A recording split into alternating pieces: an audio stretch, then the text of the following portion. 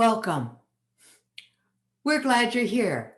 This is the Suicide Prevention Show. We are here waking up the world to the power of positivity, and sometimes that includes profitability. And along the way, our mission is to make suicide, especially teen suicide, a thing of the past.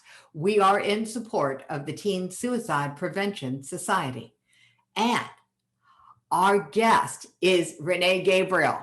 Now, we're going to go where most people don't go. We're going to talk about the money myths that keep you broke. Yeah. While everyone else is talking about how do you make this money? How do you do that? Let's talk about the reasons why those things don't work. And if you've ever tried one of those profitability things, let's go and make some money. And one of the money-making tools and techniques that the gurus are touting that they make 7 figures overnight with, and they're not working for you, I got a guy who's going to help us find out why.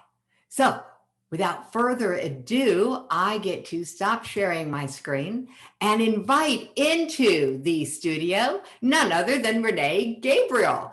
And so Rennie needs to be made a co-host in order to turn on his camera, Katie. Good, cool. So Rennie, unmute, turn on your camera, join me. Well, I'm unmuted. And Jackie, it's so funny, but it's not Renee, which is French. It's Rennie, like Kenny with an R. Rennie, thank you. And thank you very much for correcting that. Are you able to turn your video on? There we go. We got it now. We're rocking and rolling. Yep. Okay. So we will, Rennie, like Kenny, will end up in the show notes so that everybody knows that you don't have to be perfect to be the show host. You just have to be willing. I understand that personally. Oh, I am so excited to see you. Thank you. Thank you. Oh. So where would you like to start? Well, you know, we're going to start way back at the beginning because you and I share 2 things in common, 3 things in common. One, we're pretty much mission driven. Yes. The second is that we both host shows. Yes. The third is that we both stood on TEDx stages. Yes, we did. So share with everybody what your TEDx talk was about and that story, because I think that it'll give them a great place to understand where you're coming from when you speak with authority on what doesn't work with money. Yes, it'll be my pleasure. The TEDx talk was called Wealth with Purpose. And the point of it is, I'll use a quote from Warren Buffett that's one of my favorites. He says, of the billionaires I've met, money just brings out the basic traits in them.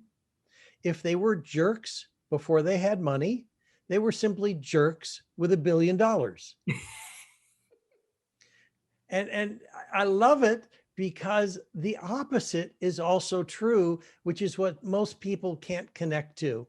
And it's the idea that I hear it often that, oh, money is evil. My dad told me only thieves make a lot of money, or money will corrupt you, and all the rest of that stuff. And the reality is, if someone is already corrupt, yes, they'll show up corrupt with more money. But if someone is good, if someone has a mission, if someone has a purpose, and they create money, they will be fulfilling that purpose. They will still be a good person, and they will still be wanting to make an impact. And they will be doing it because now they have the money to do it. Got it. So money doesn't change who you are.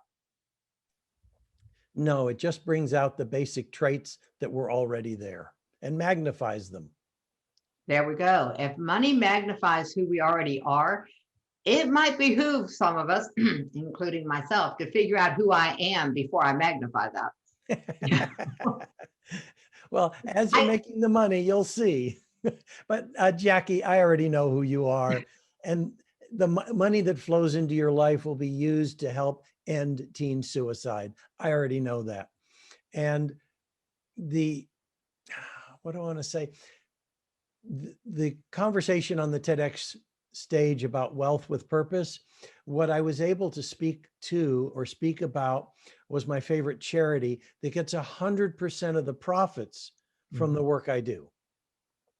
I walked my talk. I I started off at age 50 broke after a couple divorces and a business failure. But within 8 years, I was a multimillionaire. I don't have to work for a living. So the only thing that's driving me now is the purpose to donate 100% of the profits from supporting other people to handle money powerfully and donate it to Shelter to Soldier that prevents the suicide of veterans. And this charity saves 2 lives at a time because dogs that would have been euthanized or die on the streets are trained as service animals for soldiers that have come back with PTSD or traumatic brain injuries or other issues that would have otherwise committed suicide. Not one veteran who's gotten their service dog through Shelter to Soldiers committed suicide. So the dog that would have been euthanized, that the purpose is fulfilled and keeps a veteran alive that would have otherwise committed suicide. And while it's true that not all veterans who have traumatic brain injuries or suffer from PTSD take their own lives, the reality is that many of them do. The rate is almost 1 an hour. It's 22 per day. Mhm. And it's scary. When Yes. the background for me is one of the first work that I did in the nonprofit arena was working with veterans on the prevention side. And I discovered that we've actually lost more of our military to suicide than we have to war throughout history. And so it's a unspoken about casualties of being in military service is that the risk is really high that you won't have the mental and emotional resiliency to handle it. So a service animal can serve a great function in helping to provide that mental and emotional stability. And I think it's a great service that you're involved in. Yeah, the dogs are transformative for the veteran. One of the first veterans that got a dog from Shelter to Soldier, his name is Vic. He did underwater demolition work Mm. and suffered traumatic brain injury. When he got home, he stuttered so badly, he couldn't even communicate with his wife or children. He stayed homebound because he was afraid to go out in public because he couldn't even communicate. And when he got his service dog, that's when his life began to transform. He was able to go to the grocery store with his wife. He was able to go to like the soccer games for his little girls. He was able to be in public. And if he started to melt down because let's say he was in a crowd of too many people, the dog literally removed him from the environment. I mean, the ability of the dogs to recognize what's going on and fulfill their purpose is just awe-inspiring. And okay, so I talk about money. All right, big deal. What does that have to do with the suicide? Where's the connection here? Well, the connection's very simple. It was about a year ago from being a guest on someone else's podcast that someone contacted me. We'll use a name, we'll say Paul. And Paul was saying he was a corporate trainer. He earned a lot of money. He wanted to develop his own business. It was a year later. He'd run out of money. He was behind on his credit cards. He was about to be evicted from the apartment that he was renting. And he said, the solution that I see, Rennie, is to just kill myself. It's just, okay, he's got some credit card debt and he's about to be evicted. Mm-hmm. And the issues over money are resulting in him considering suicide as opposed to other things. Well, the advantage is he did call me. He did reach out to me. He did ask for help. And from that phone call, I made some suggestions. I suggested he move in with a relative so he'd at least have a place to live. Forget about the credit card debt because there's nothing they can take away from you. I mean, other things that we talked about. And the point is, a year later, we had another conversation and he is rebuilding his life. This is an important thing because I'm going to be blunt. It's not about the money.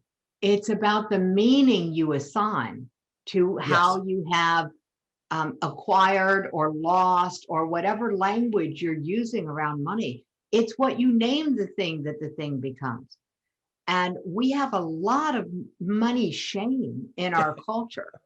And Oh, yes. And you're talking about coming from an evangelical family and a bunch of preachers. And one of the things that I've noticed in the scripture are several things that add to the shame about creating wealth.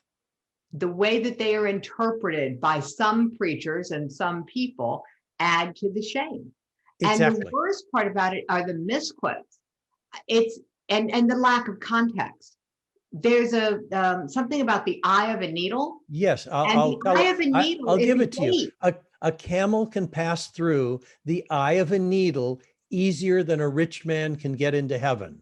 The eye of a needle is a gate into Jerusalem, and the camels had to be unpacked and crawl through on their knees and then repacked on the other side of the gate.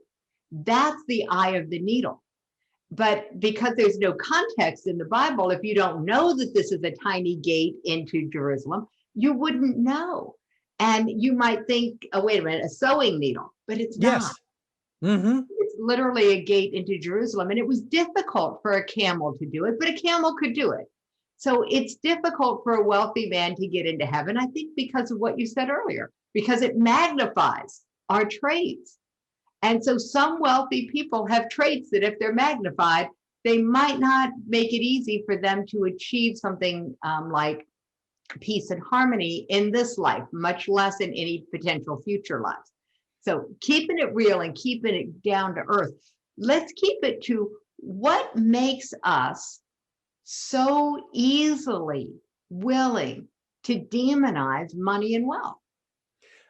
It comes from so many different sources. It comes from books like Charles Dickens, A with Christmas Carol. his, yeah, Christmas Carol. It comes from fairy tales like Jack and the Beanstalk, where it's okay for Jack to go up into the sky and steal the giant's gold and steal the giant's golden goose. I mean, after all, the giant was evil. He ate people. And so it's okay for Jack to not only steal from the rich giant, but when the giant chases him down, the beanstalk, Jack cuts down the beanstalk and kills the giant.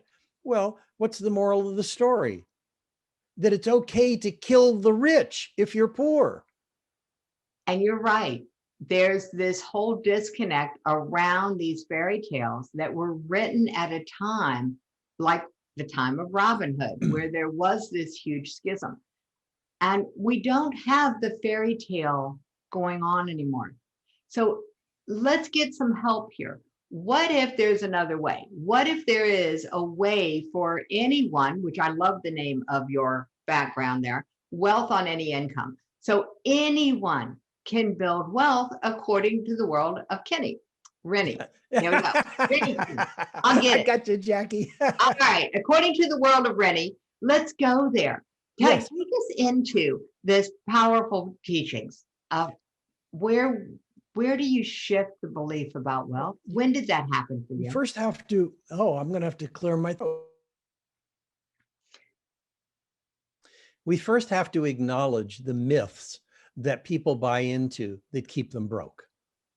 And the first myth is probably the most damaging and the most difficult, and it has to do with credit card debt. And people are told by their CPA or maybe other financial gurus that they need to pay off their credit card debt before they begin to save and invest.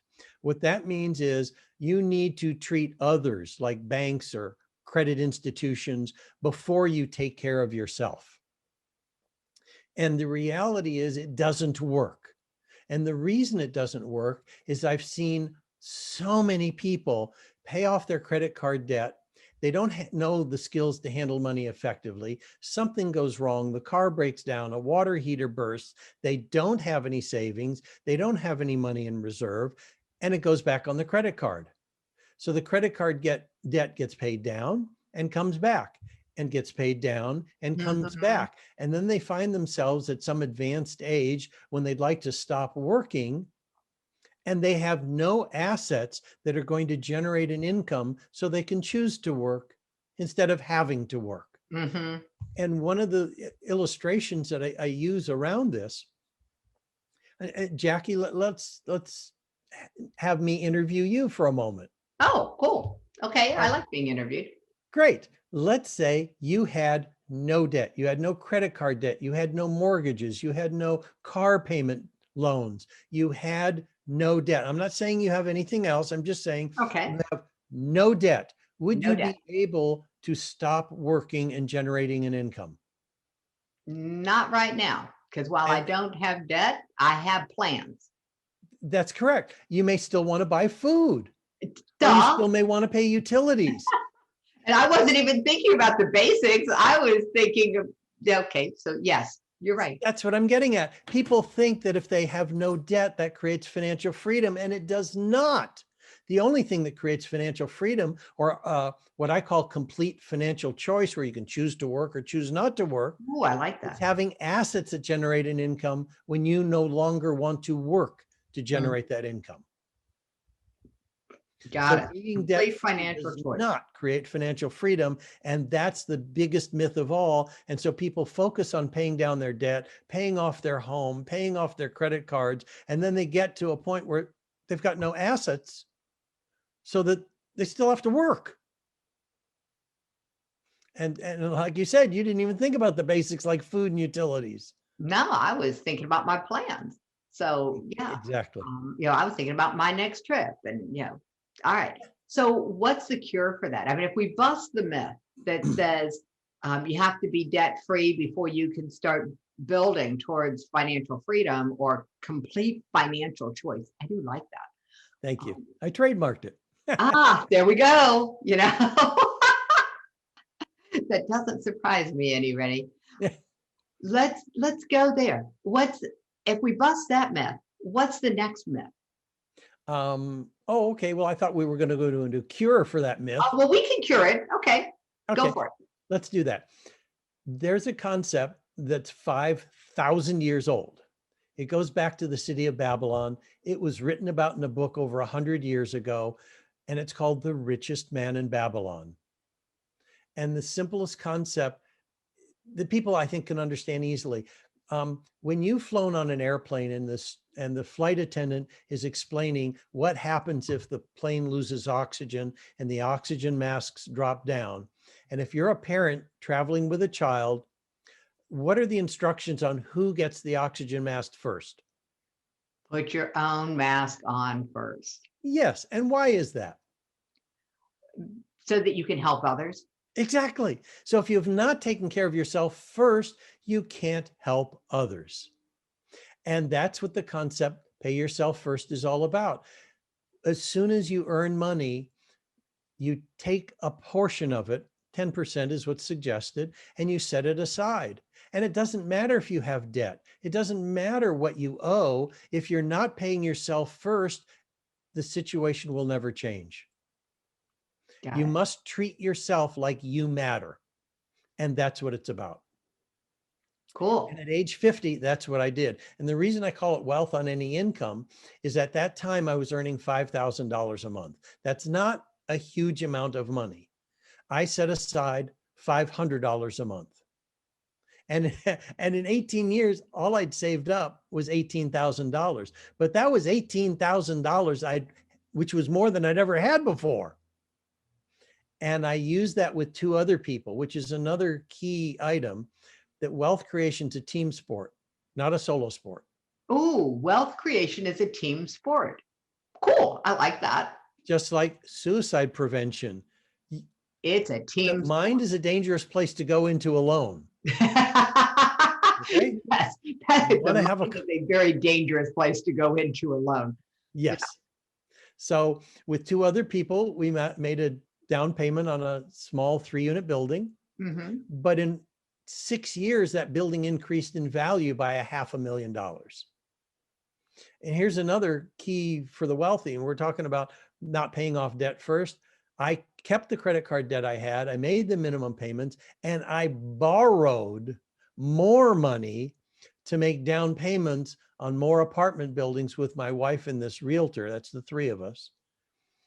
And within 8 years, we owned and managed 50 apartment units. And that's how I became a multimillionaire. So I carried the debt. I even borrowed money to make more down payments. And the rental income covered my credit cards. It covered the mortgage payments. It covered extra money we borrowed to make more down payments. And what I'm getting at is it was a team approach. Mm-hmm. And wealthy people understand you can use debt to create wealth as opposed to paying it off. So I think we've taken care of that first myth. There we go. All right. So that myth is done. What's the next? It's done. In a way, I've covered this other myth is that the more money you make, the more wealth you can create or the richer you'll become. If you handle, well, think of it this way. Yeah. You're going to have to break this one down for me. Okay. So let's say you're an alcoholic. All right. Will more liquor cure your alcoholism? Well, I don't, unless you consider dying a cure for alcoholism, I would say no. Okay, good. That's an excellent approach. It won't. And more money does not solve a problem of mismanagement. If someone isn't handling money effectively or powerfully to begin with, the more they make, the more they'll spend. I lived this for 20 years. I thought all I needed to do was make more money and it would solve my problems of spending more than I earned. And the more I made, the more I spent beyond what I was earning.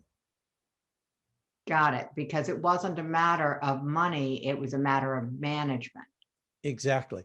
And the funniest place I found for the cure was a place called Debtors Anonymous. Okay. Using the 12-step programs created for alcoholics and applying them to people who couldn't handle money. Ah, well, there we go. Okay. Wherever you find a good tool is where you find a good tool. And you were talking about shame.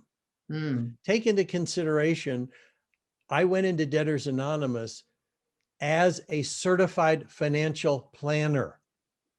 Ooh. Ouch. Yeah.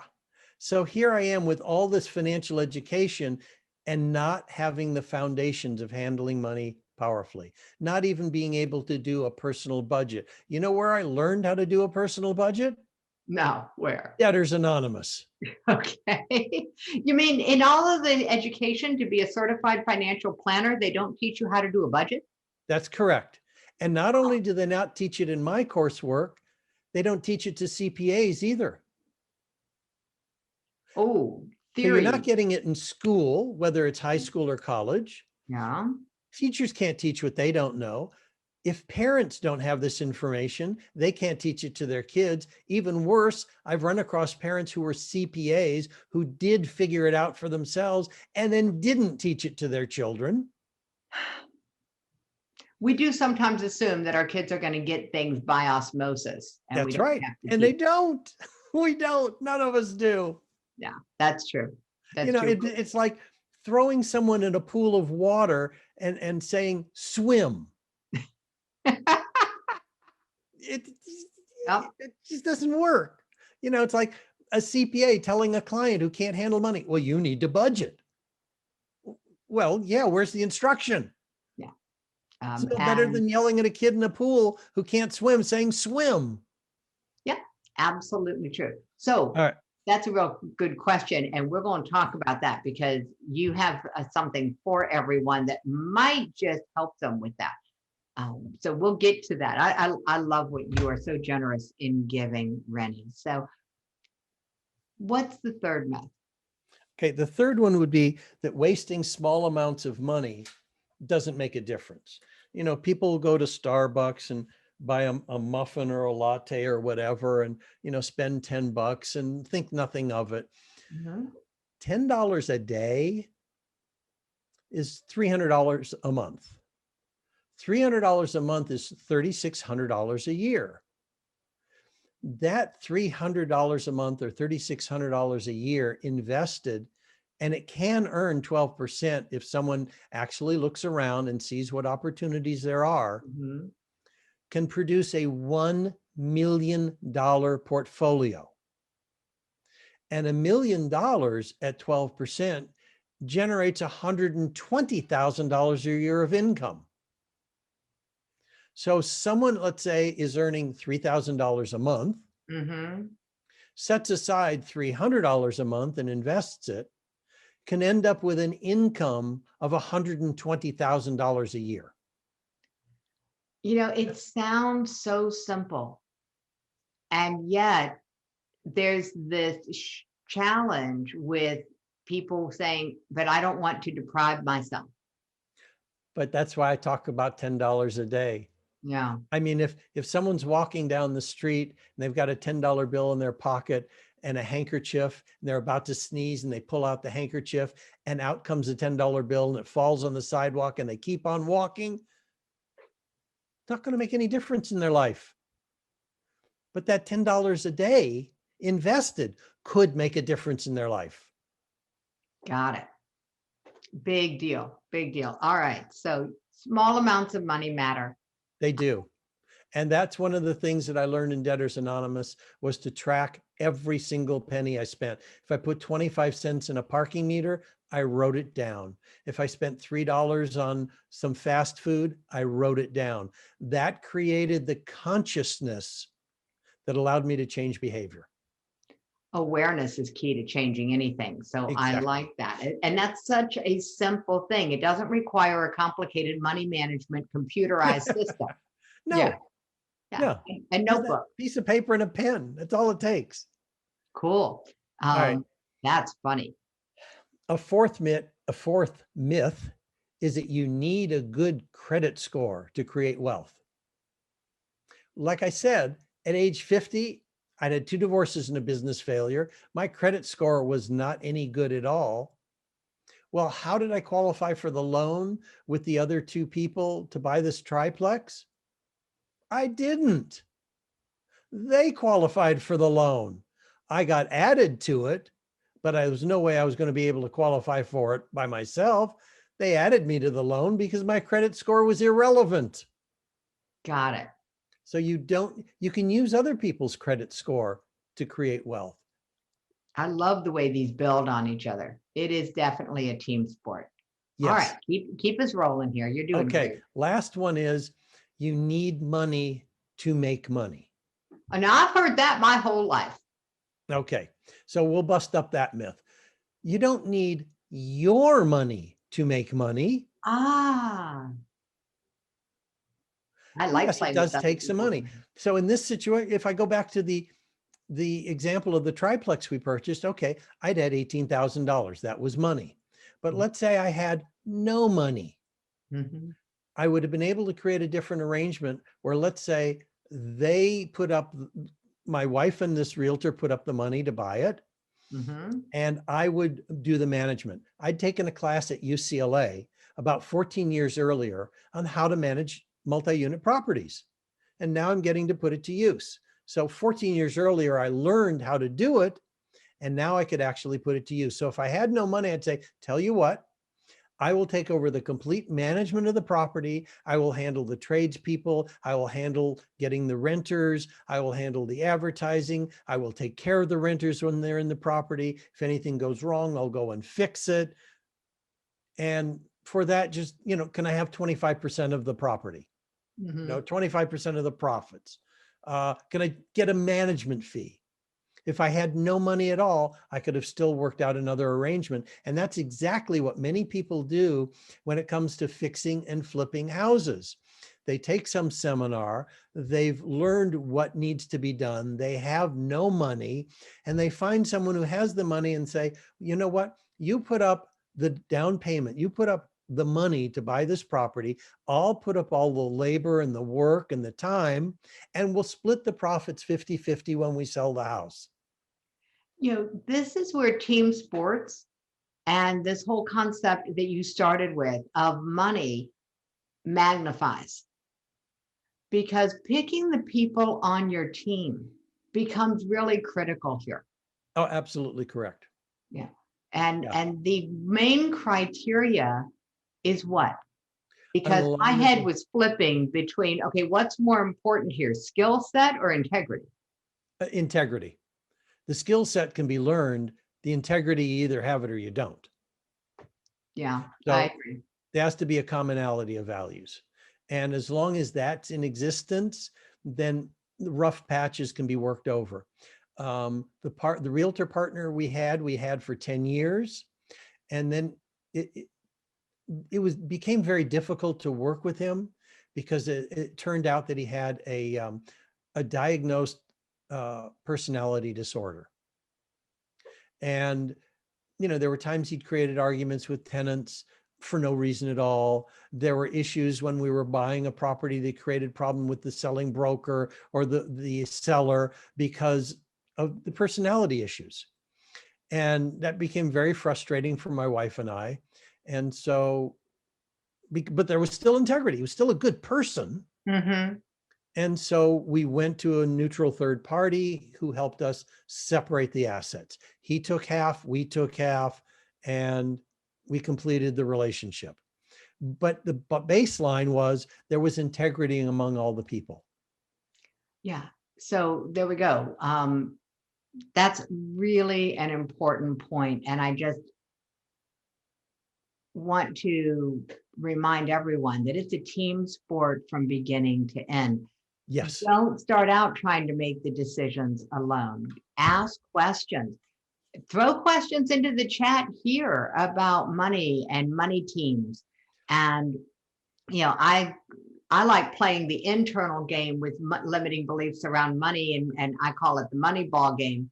You play the external game with money, and you're a great team player, which is why you have this wonderful philanthropic business of helping people create wealth so that they can create a difference in the world in whatever they choose to The invest in. more millionaires that we have on the planet, like you and like me and like other coaches, authors, heart-centered entrepreneurs, the impact on the world will be enormous.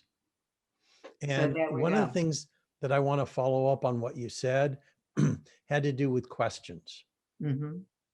because one of the most important things when it comes to creating wealth is attitude. And we've kind of touched on that with where the messages that we got about money, and that's formed our attitudes or formed our beliefs. Well, wealthy people have different attitudes than ordinary people when it comes to money. And one of the most important, and you brought it up, and probably without realizing it, was asking questions. As an example, let's say you and I were talking about the concept, pay yourself first. Now, have you heard that before? Of course. Yes, many people have heard it. Maybe even most people have heard pay yourself first. And they don't know what it means. They either don't know what it means, or even if they know what it means, they'll make a statement instead of asking a question. They'll make a statement like, well, I've heard that before, or I know that, or that's not new to me, or maybe even I've tried that. Well, guess what? Statements don't create transformation, but questions can. And wealthy people, when they hear familiar information like pay yourself first, they ask questions like, how does that apply to me? Ah. Or where would I put the money? Or who can help me institute that? Or what would be the first thing I need to do? Oh, great questions. How does that apply to me and who? Yeah, you've got the questions of what, when, where, and who. You don't ask, they don't ask why. Oh, why doesn't this work out for me? I know the answer. Yeah. I mean, yeah, Yeah, because you're asking that question. yeah, You give the question to your brain goes and gets the answer for it. If you said, of course, I think why is a misused question. Yes, it It's is. a really, really good question if you're building a car and you want to know why the door fell off. Yeah. You can ask that question 9 times. That's how Toyota does their problem solving. But otherwise, if you're trying to assign motivation and those kinds of reasonings, I think that there's only one answer to the question of why. Why did you do that? Mhm. Because it seemed like the best idea at the time. Yeah. Or I mean, I see it where someone is an entrepreneur and they'll ask a question like, why do I have clients who don't respect me? Or why are my clients jerks? And they're And okay, asking, so they can make up any answer and it'll work. Let's say they say, well, I have clients who are jerks because I'm a jerk. How does that help them? it doesn't. Labels belong on pickle jars, not on people. Yeah. Exactly. So a better question would be, how do I get clients that will respect me? hmm How do I get the clients I want to work with? Yeah. Where will I find the kind of people that should be my clients? When will I begin the process? Who can support me with this? Who can support me with this is a big question, and I love it. I love it a great deal. Cool. All right. I want to go into this just a little bit deeper with you because we've covered what, 5 myths Yes. and the solutions for them. And that's a lot of information. So the myths were pay yourself first, or pay off your debt No, first. the myth, The the myth myth was pay is off your debt first. Okay. yes, and that's The wrong. solution is pay yourself first. Correct. All right. And so the second myth was, I know the third one. My notes are That might not have been the more money you earn, the more wealth you can create. Not if you can't handle it powerfully, it makes no difference. got it. So the myth is that it's the revenue that determines wealth as opposed to the management, which is the solution. That's correct. Cool. All right. So then you had the one about small amounts of money don't matter. That's correct. And And they yet do. the truth is small amounts add up to big amounts with a little consistency. Correct. Cool. All right. So what was the fourth one? You need a good credit score to create wealth. Got it. Okay. So we busted the credit score myth. You can have no credit score. That's correct. All right. And this is where the team player really comes into play, that it's a team sport. That's correct. Cool. And then the fifth one. The fifth one was it takes money to make money, Got it. but people think it takes their money to make money. Right. So you can use other people's money the same way you could use other people's credit scores. That's correct. And Exactly. anybody who's ever had somebody co-sign on a loan or co-signed on a loan for someone else, that's exactly this principle in action of using Exactly. other people's credit scores on the co-sign side. And I love using other people's money. When people say it's expensive to borrow money, I'm like, you know, I can usually get money, around 3% for 15 to 18 months. And if you don't know how to do that, then you're going to love this gift because I suspect you've got a whole bunch of information in here for them. And so we're going to give this. Rennie, the beauty of what you do is that you have such clarity that you walk people literally step by step through what they can do to have wealth on any income, to have the resources to be able to impact the world in a positive way. And it is the power of positivity, the power of positive impact that underscores everything that we're doing at the Teen Suicide Prevention Society and on this show. So I really am delighted. I know there's something else that you wanted to talk about, and Katie, I think, might have beat me to it. Nope, ha ha ha, here we go. There's the gift. I beat Katie. All right. Not that we're competitive in my family. So I have Okay, tell me what it was I offered because I have so many different things I could have. There we go. Here we go. Roadmap to complete Perfect. financial choice. That little thing you trademarked. Now I see it in here. Yeah. So 9 steps from financial struggle to a place where you can be philanthropic. And money is so much fun to share. Money is so much fun to give. when we set up the Teen Suicide Prevention Society, I put sort of a stake in the ground and said, I don't know how this is going to work, but I'm going to give 20% of my top line revenue from my business, the Success Journey Academy, to the society, to teaspoons is what we call it. And it was just a firm decision that whatever someone bought from me, 20% of that was going to go straight to funding the charity. And that's how we ended up doing the book so fast, is because I just put the money in. They say, but you can't bootstrap a charity. And I'm like, watch me. Don't, when somebody says I can't do something, it is sort of like waving the red flag. Because the fastest way to get anything done is to just take the ending off of that word can and start asking your questions, which is, who could support me in this, was a really powerful question. Thank you. And I love what you were talking about in terms of what other people have to tell you and the influence you have. And what I learned is it's kind of interesting. There are two groups of people that most entrepreneurs have around them. Well, sometimes they only have one, and that's a problem. But if they have the two groups, one of the groups is their family, it's their friends, it's the people they grew up with, who may have what I would call limited thinking. They have limited beliefs. As an example, someone I know who is very wealthy in real estate, when he told his dad he wanted to buy some multi-unit properties, his dad said, "Oh my gosh, that's a horrible idea.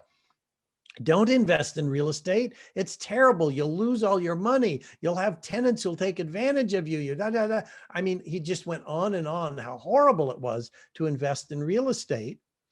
And so what I'm getting at is you have two groups of people. I would say one group fits in your right hand, and that's your family. It's your support structure. It's your siblings. It's people you grew up with, and they may have limited thinking. Okay. And then there's the people in your left hand who may be other entrepreneurs. They think about what can be done. They don't have the same limited thinking. And most entrepreneurs need to recognize there are these two different camps, and you don't explain your visions and your missions to the people in your right hand. You speak about it to the people in your left hand because they'll come up with the solutions and the ideas to move you forward. And this person I was talking about, whose dad said, don't invest in real estate, by the time he had 1,000 apartment buildings that he owned and controlled, and he was fabulously wealthy, is when his dad said, well, I guess the real estate is okay. And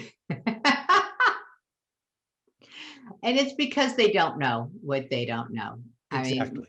I mean, But the point is to recognize the people you grew up with can see you in one way, and the entrepreneurs and the relationships you create in business see you in a different way and a more empowering way.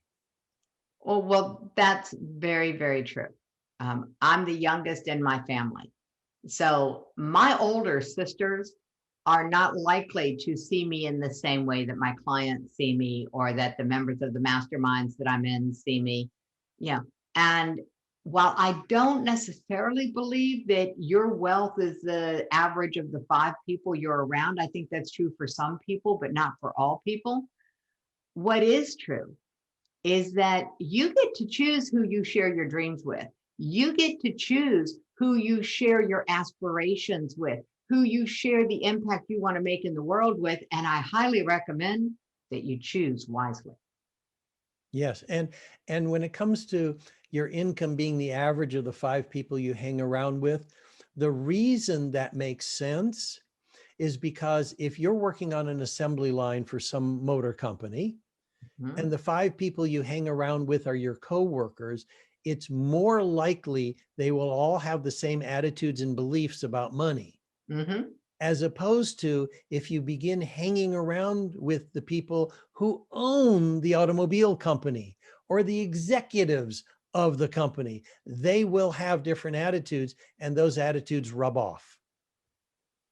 So there we go. If you're receptive, other Yes. people's attitudes rub off. So Yes. that makes it even more important of who you hang around with and share your dreams with.